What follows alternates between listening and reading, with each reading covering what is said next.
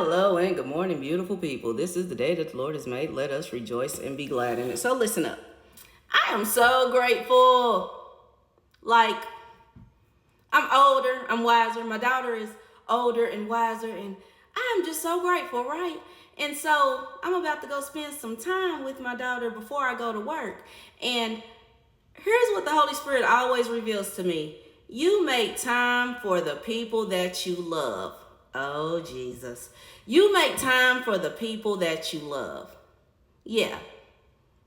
They don't have to ask you. They don't have to coerce you. Like, you literally just make time for the people that you love. Isn't that a beautiful thing? Because the truth is this. If you want to spend time with an individual and they always make excuses on not having time, people can wake up earlier, or stay up later just to spend time with you. It's just the truth. I'm thinking about even past relationships.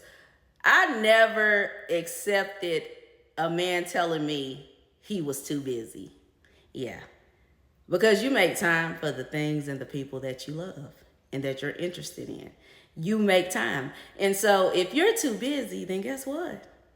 I'm never available. You follow? You don't have time for me. I don't have time for you.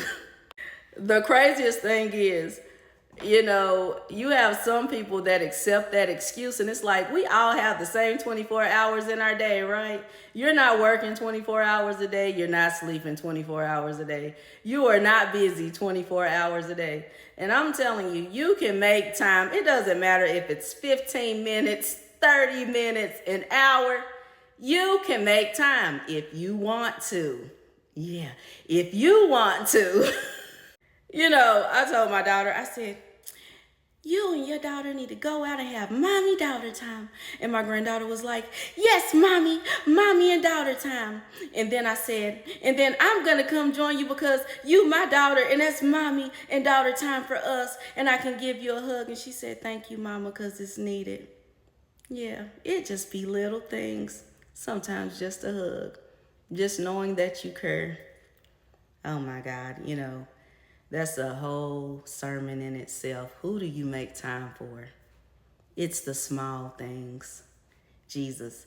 It's the things that you do in person, right? Up close and personal. Not always on FaceTime, not always on social media, but in person.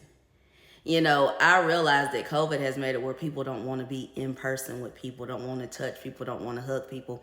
And that's why it's almost like human beings, they just don't want to be bothered with anyone anymore because of the fear that was pushed out with that thing. Affection is needed. Like, I'm an affectionate person. Anytime I was in a relationship, I love to touch on my man, hold my man. Like, I'm affectionate, and you better touch me because I better know that you're interested in me like I'm interested in you. It's the whole truth.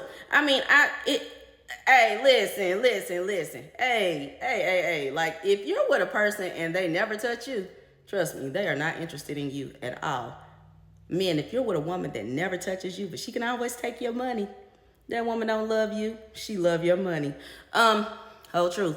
Ladies, if you're with a man that can never touch you, but he can get with you in that bedroom, yeah, he don't love you. He just love getting in between your legs.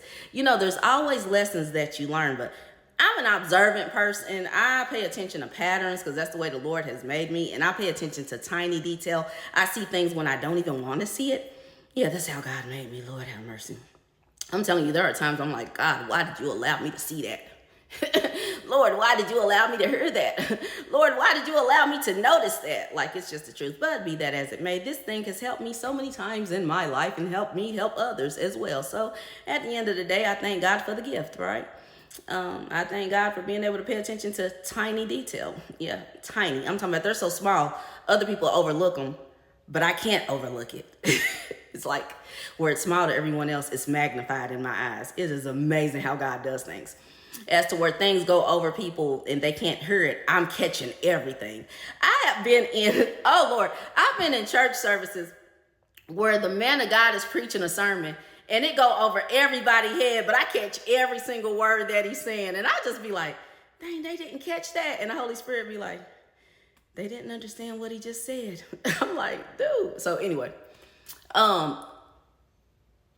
it's amazing, but You make time for who you love. You make time for who you want to get to know. You make time. It's that quiet, intimate time. It's not that times in groups with a lot of people around. It's the one-on-one. You understand? Like, I'm a person, like, if you want to get to know me, you need to get to know me. I'm not getting ready to come with a whole group of other people. I'm not. Because I don't think that's a way to get to know someone when there's a ton of other people around. You follow? Hey, listen, like, it's just some things that my dad taught me as a young girl that have stuck with me all my life. And I'm grateful for my dad who poured wisdom into me. Let me just say it that way and make it plain. And then my older brother who always confirmed it. And then my uncles who always confirmed it. I like listening to men because men are going to tell you the truth about other men and tell you what to watch out for, especially when you're the little sister or you're the niece. You follow what I'm saying? They're going to make sure that you know the red flags of men. Seriously. And like, although I made a lot of mistakes because I was unhealed and things that happened to me as a child and the childhood trauma. But now that I am a healed woman, I don't ignore anything. I don't ignore any red flags. These things are magnified so much. It's like, man, Jesus. And I'm grateful. Because just think, if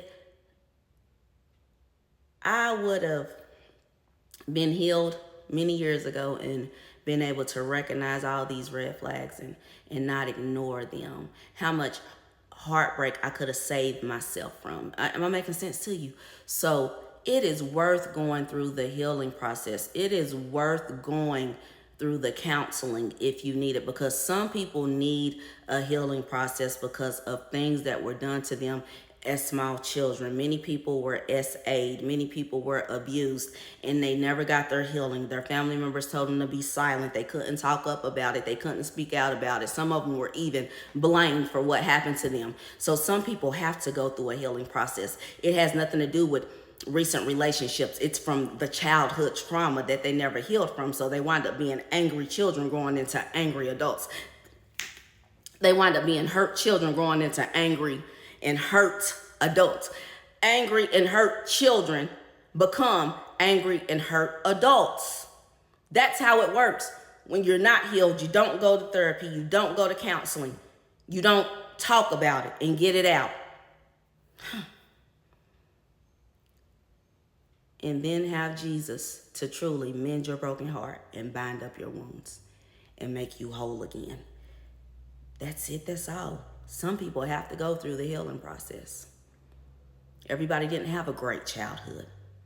Some people had childhoods where they were tormented by family members and friends, the people that were supposed to protect them, but didn't. So be mindful of that when you all talk about people or call yourself judging people. You don't know their story. And until you know their story, watch your mouth. Watch your mouth. Everybody didn't have a 2-parent home with loving parents. They didn't. And if you did, glory be to God. That's a blessing. But that's not everybody's story. And that's just the whole truth.